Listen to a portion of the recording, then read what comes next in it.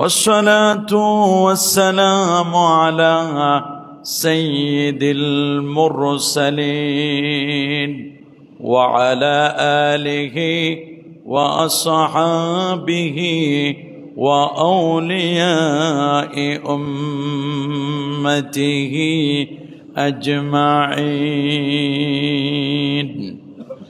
أما بعد فقد قال الله تعالى في كلامه القديم: أعوذ بالله من الشيطان الرجيم. بسم الله الرحمن الرحيم. وما أرسلناك إلا رحمة للعالمين. صدق الله العظيم وصدق رسوله النبي الكريم. إن الله وملائكته يصلون على النبي يا أيها الذين آمنوا صلوا عليه وسلموا تسليما.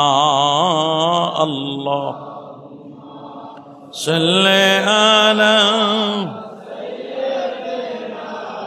مولانا محمد وعلى آل سيدنا.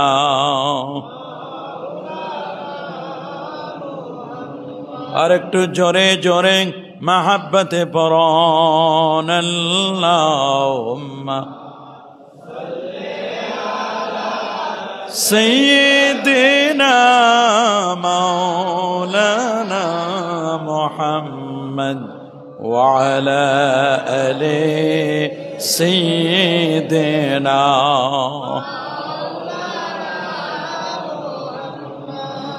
Medina की हवा से जन्नती बो आती है, खाके पाके मदीना में नूर जन्नत चमकती है। बलागल उला कशफत दुजा बिजमालिही हसनत जमीओ।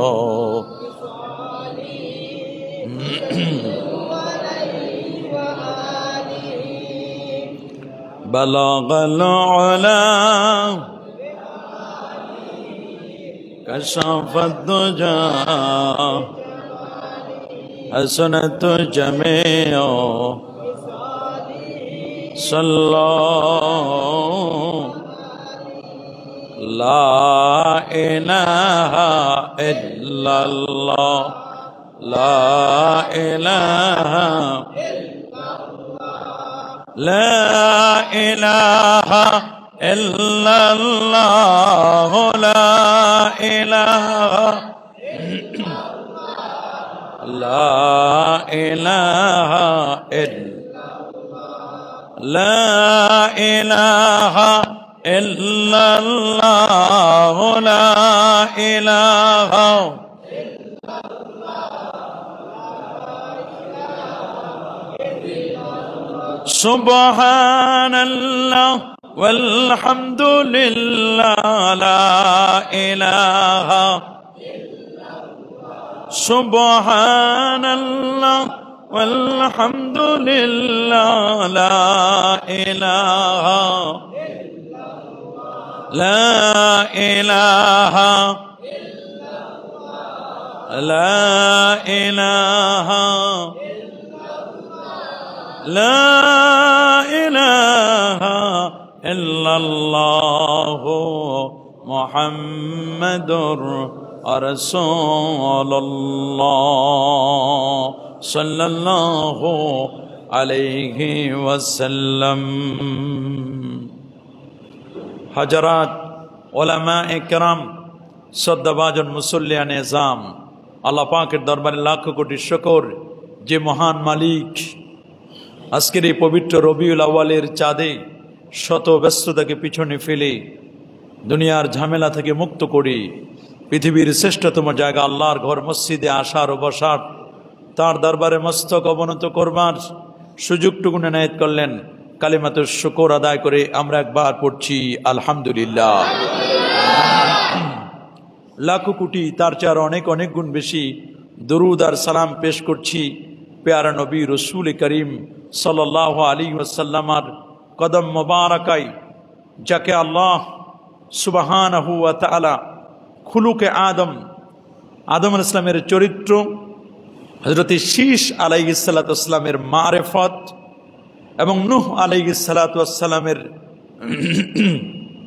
শুজাআত, বীরত্ব দান করেছিলেন, ইব্রাহিম আলাইহিস সালাতু ওয়াস সালামের খুল্লাত, এবং যাকে ইসমাইল আলাইহিস সালাতু ওয়াস সালামের সেই ভাষা লিসান দান করেছিলেন, ইসহাক আলাইহিস সালামের রেদা, সালেহ আলাইহিস সালামের ফাসাহাত দান করেছিলেন, লূত আলাইহিস সালামের হিকমা দান করেছিলেন, ইয়াকুব আলাইহিস সালামের বুশরা সুসংবাদ এবং ইউসুফ আলাইহিস সালামের সৌন্দর্য দান করেছিলেন, যাকে আল্লাহ তাআলা মূসা আলাইহিস সালামের সেই সিদ্ধাত, ইউনুস আলাইহিস সালামের তাআত আনুগত্য, ইউসা আলাইহিস সালামের জিহাদের মানসিকতা, দাউদ আলাইহিস সালামের সে কণ্ঠ, দানিয়া আলাইহিস সালামের ভালোবাসা, ইলিয়াস আলাইহিস সালামের সেই ওয়াকার, সম্মান, গ্র্যাভিটি, এবং ইয়াহিয়া আলাইহিস সালামের নিষ্পাপ হওয়ার বিষয়টি, ঈসা আলাইহিস সালামের জুহুদ, দুনিয়া বিমুখতা, সবগুলো যোগ্যতা যত নবীকে আল্লাহ দান করেছেন সেই যোগ্যতাগুলোকে আমার নবীর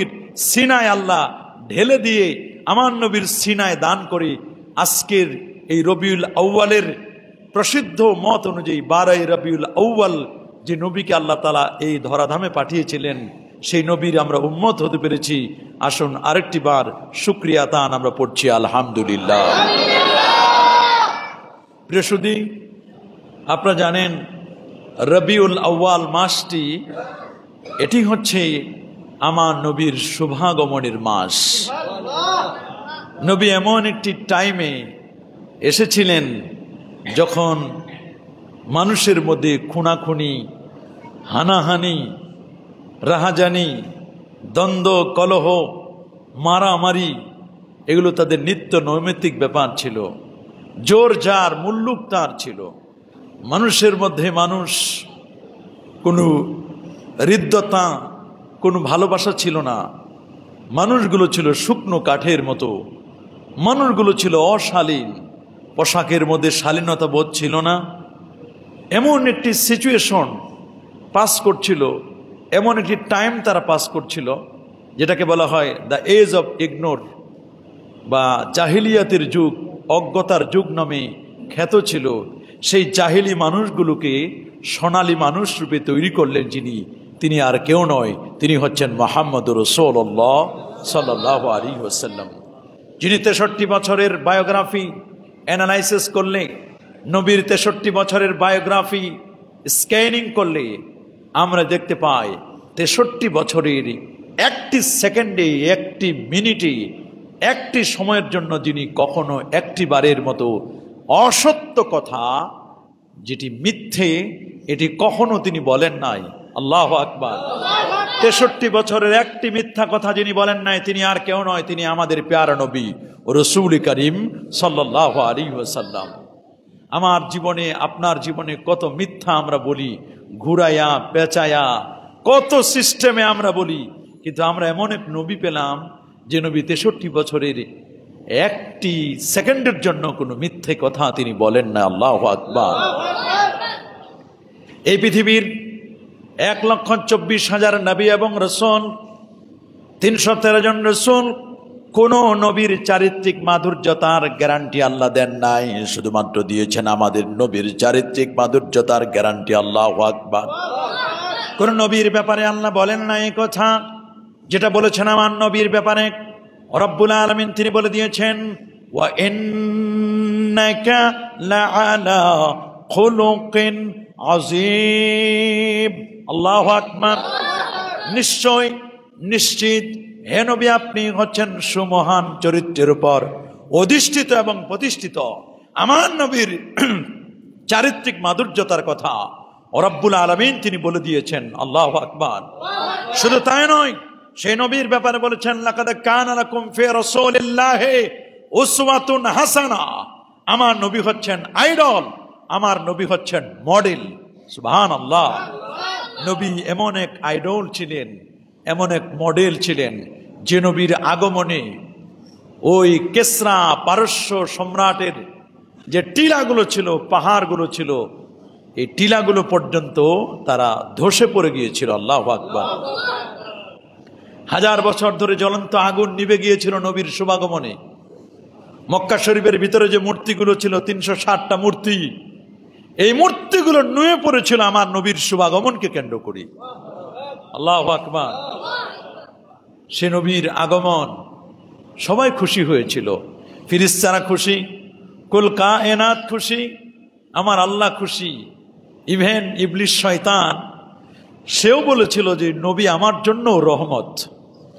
কারণ নবীর আগমনের আগে আমাকে কতভাবে কষ্ট দেওয়া হতো, আমাকে প্রতিদিন সকাল বিকাল আমার একটা থাপ্পড় খেতে হতো। শয়তান বলল যে যখন থেকে শেষ নবী পৃথিবীতে শুভাগমন করেছে, এরপর থেকে আমার আর এই জ্বালা, এই আযাব, এই কষ্টটা আর দেওয়া হয় না।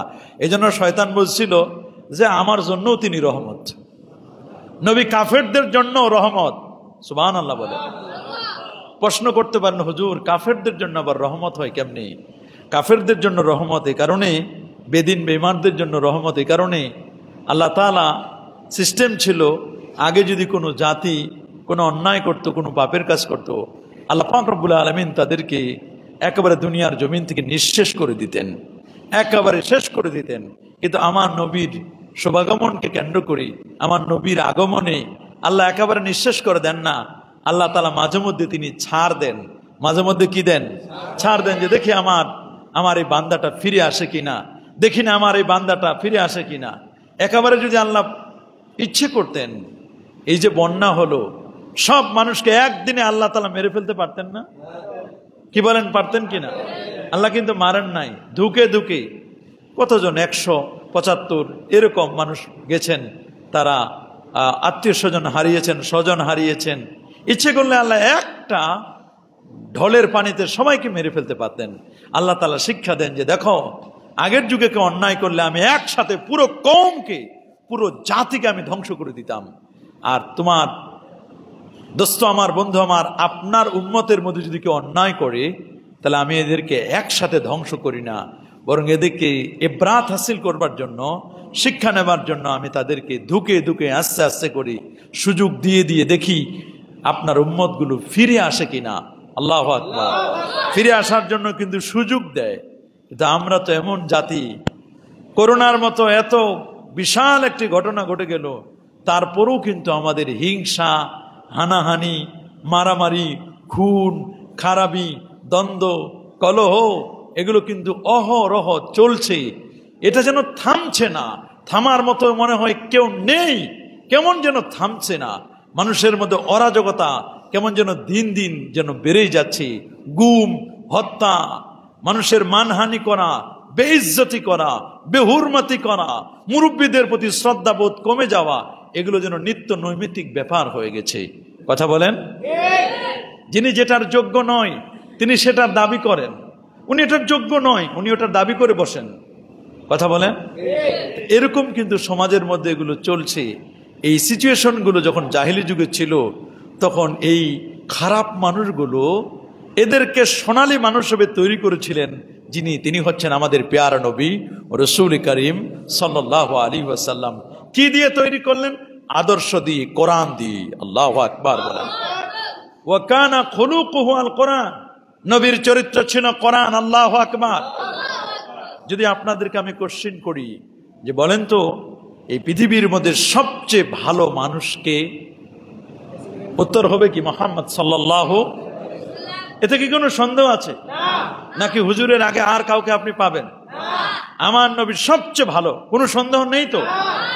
আপনারা স্বীকৃতি দিলেন, আপনারা স্বীকৃতি দিলেও কি না দিলেও কি আল্লাহ স্বীকৃতি দিয়েছেন। শুধু আপনি আর আমি কেন, বিধর্মী যারা তারাও স্বীকৃতি দিয়েছে, ইহুদি খ্রিস্টান যারা তারাও স্বীকৃতি দিয়েছেন। তারা বলে দিয়েছেন তাদের মিউজিয়ামের মধ্যে as a father, as a teacher, as a lawgiver, as a law maker, as a reformer of the society, Muhammad সাল্লাল্লাহু আলাইহি ওয়াসাল্লাম is the superman of the world. আল্লাহু আকবার। আমার নবী হচ্ছেন এই পৃথিবীর মধ্যে সুপারম্যান, ছিলেন আমার রসুল। সুপারম্যান আমার হাবিব, তিনি ছিলেন সুপারম্যান।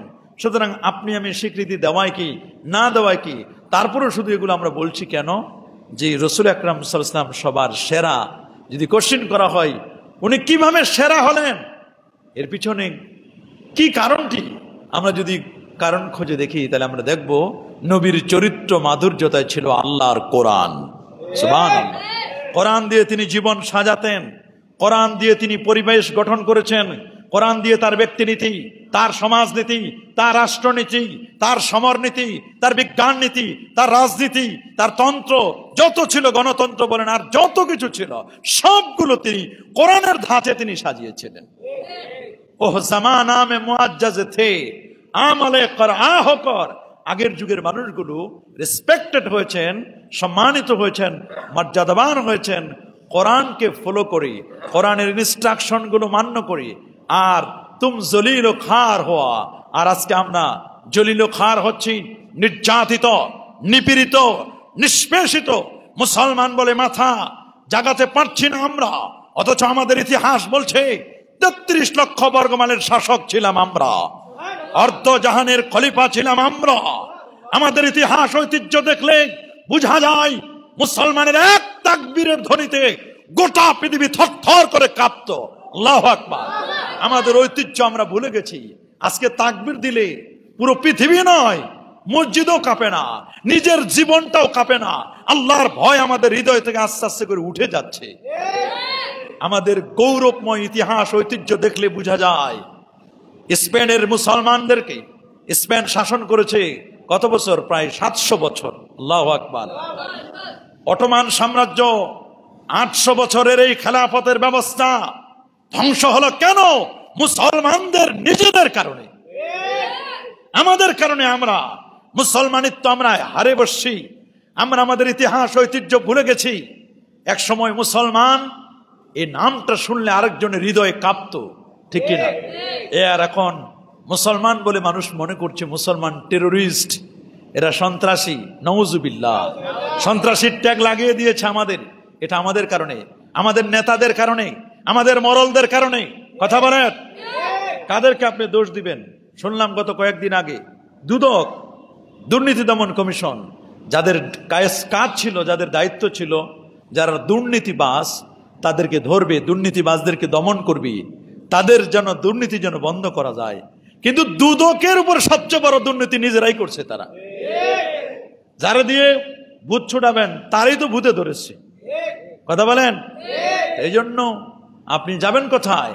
যাদেরকে দুর্নীতি দমন করার জন্য যাদেরকে রাখা হয়েছে, দুর্নীতি দমন কমিশন, দুদক, দুদকের মধ্যে দুর্নীতির অভাব নাই, নিজেরা দুর্নীতির রোগে আক্রান্ত হয়ে গেছে। তা আপনি যাবেন কোথায়? যাদের দিয়ে আপনি বিচার করবেন, বিচারক যারা বিচার করেছি, কেউ কোনো বিচারক তো এমনও দেখেছি এরা মনে হয় হাফ মেট, আধা পাগল। এদের বিচার কার্য টকশো গুলো দেখে মনে হয় না যে কোন সুস্থ মস্তিষ্কের মানুষ। এই অসুস্থ মস্তিষ্কের মানুষগুলো যখন বিচার করেছে তখনই প্রহসনের বিচার করেছে। তখন এই সুস্থ মস্তিষ্কের যদি বিচারক হতো, হতবা এই রায়টা তিনি দিতেন না। কথা বলেন। এটাও আমাদেরকে বুঝতে হবে। যখন কোনো বিচারক নিয়োগ দেওয়া হবে, যখন কোথাও কোনো ধরনের কোনো ব্যক্তিকে নিয়োগ দেওয়া হবে, তাকে মেডিকেল টেস্ট করা দরকার, চেক আপ করা দরকার, লোকটার মন মস্তিষ্ক ঠিক আছে কিনা। কথা বলেন। এই বিষয়গুলো আমাদেরকে খুব খেয়াল করা দরকার।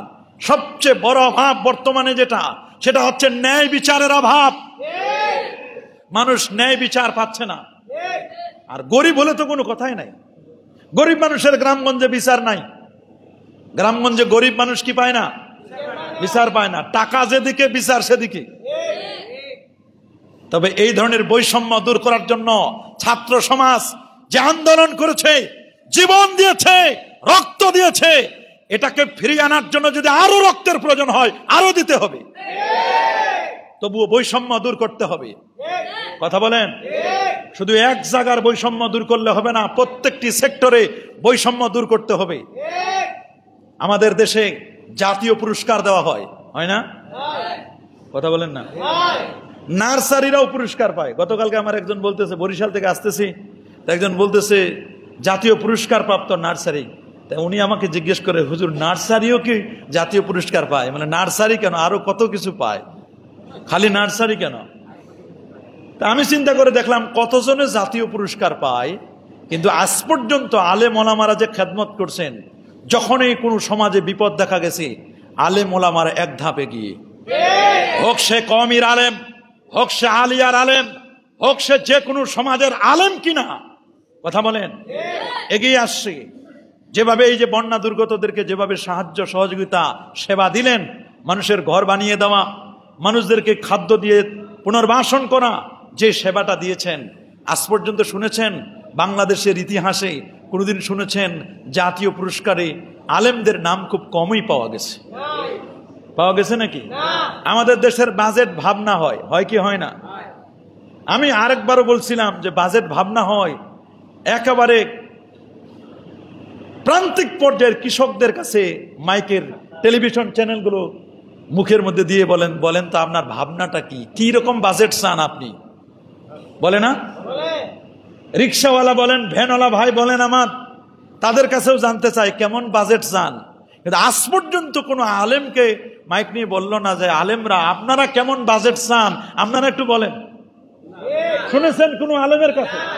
অথচ পৃথিবীর ইতিহাস খুঁজে দেখেন, যখন দেশে সংকটময় সময় পার করেছে মিশরের মধ্যে, মিশরের সংকটময় সময়ে, তখন যিনি মিশরবাসীকে 14 বছরের, প্রথমে 7 বছরের দেন, 7 বছরের 14 বছরের বাজেট পেশ করে যিনি মিশর নামক রাষ্ট্রটিকে সুশৃঙ্খল এবং সেই মিশর নামক রাষ্ট্রটিকে ডেভেলপ করেছিলেন, একেবারে অর্থনীতির অবস্থা যেখানে কঠিন, একেবারে এমন অবস্থা হয়েছিল, একেবারে ধুমড়ে চুরে পড়ে যাওয়ার অবস্থা ছিল, সে মিশরকে টেনে এনে মিশরকে বিশ্বের দরবারে সর্বোচ্চ আসনে সমাসীন করেছিলেন। এই অবশ্যই তিনি ছিলেন একজন আল্লাহর পয়গম্বর নবী ইউসুফ আলাইহিস সালাম, যিনি ছিলেন ফাইন্যান্স মিনিস্টার। তার বাজেট নিয়েও যদি আলেমদেরকে জিজ্ঞেস করতো যে মিশরকে কিভাবে সুন্দর করেছিল, মিশরের অর্থনৈতিক অবস্থাকে কিভাবে চাঙ্গা করেছিল, আলেমরা এই ব্যাপারে আপনাদের কোনো মতামত আছে কিনা? আমার তো মনে হয় আজ পর্যন্ত কোনো আলেমদের কাছ থেকে কোনো মতামত নেওয়া হয় নাই। কি বলেন, হয়েছে? যারা বলুন। আমার দেশের যারা সংবাদ পাঠিকা বা সংবাদ যারা পাঠ করে, সংবাদ পাঠের জন্য বিজ্ঞাপন দেয়, সংবাদ পাঠক পাঠিকা নিয়োগ দেওয়া হবে, কোনো আলেম গেলে সেখানে আলেমদেরকে নেওয়া হয় না। কথা বলেন। কোনো হিজাব পরনেওয়ালা নারী সেখানে গেলে নারীদেরকে নেওয়া হয় না। কথা বলেন না কেন? এ দেশের সংবাদ পাঠক, সংবাদ শ্রবণ যারা করেন, যেমন সাধারণ মানুষ আছে, অসাধারণ জেনারেলের সাথে সাথে আলেম ওলামারাও চায় দেশের সংবাদ দেখতে, শুনতে, দেশের সংবাদ সংগ্রহ করতে। কিন্তু মাঝে মধ্যে টেলিভিশন চ্যানেলগুলোতে আমরা এমন অবস্থা দেখি, বেপরদাগিরি, বেহায়াপনা, বেলাল্লাপনা এমন ভাবে সংবাদগুলো পরিবেশন করছে, তাদের পোশাক আশাকের যে অবস্থা, তাতে একজন সুস্থ মস্তিষ্কের মানুষ সেই সংবাদগুলোর দেখবার মতো কোনো পরিবেশ পায় না। এজন্য এমন কিছু টেলিভিশনও দরকার যারা শালীনতার পোশাক পরিধান করে সংবাদ পরিবেশন করবে। কি বলেন আপনারা? খালি বৈষম্য দূর করবেন এক জায়গায় কেন? সব জায়গায় বৈষম্য দূর করেন।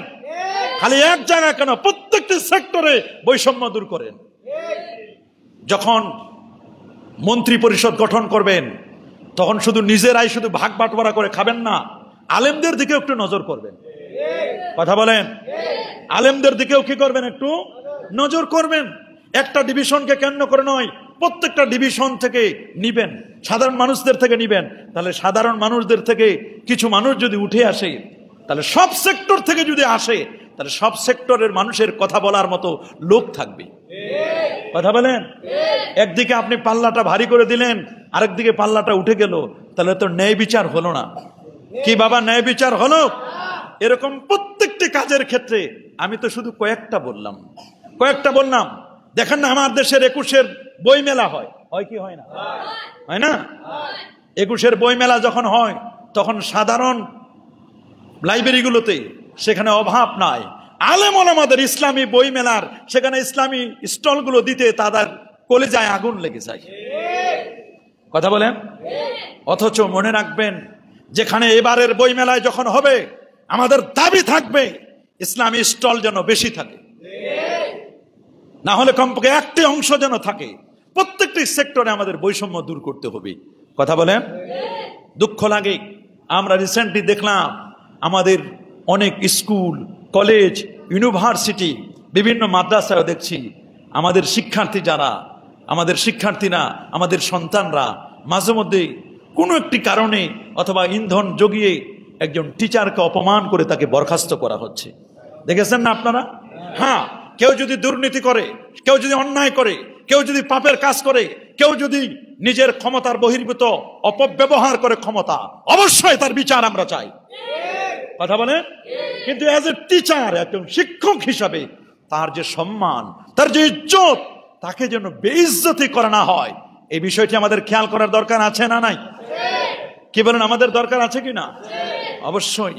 হ্যাঁ, এরা এমন শিক্ষকও আছেন যারা শিক্ষক নামের কলঙ্ক, ছাত্রদের প্রতি জুলুম করেছে, এলাকাবাসীর প্রতি জুলুম করেছে, অন্যায়ভাবে প্রতিষ্ঠানের অর্থ আত্মসাৎ করেছে, তাদের বিচার আমরা চাই। কথা বলেন। অন্যায়ভাবে কুক্ষিগত করেছে, এগুলো যারা করবে, যেখানে আত্মীয়করণ